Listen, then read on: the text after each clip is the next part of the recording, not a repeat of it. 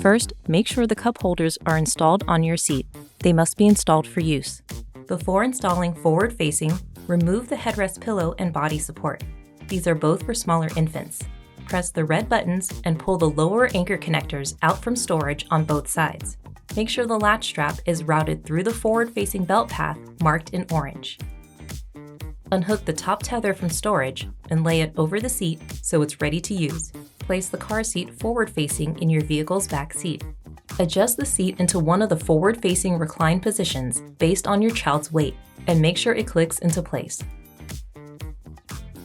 Use the sticker on the side as a guide and ensure the base does not extend past the indicated line.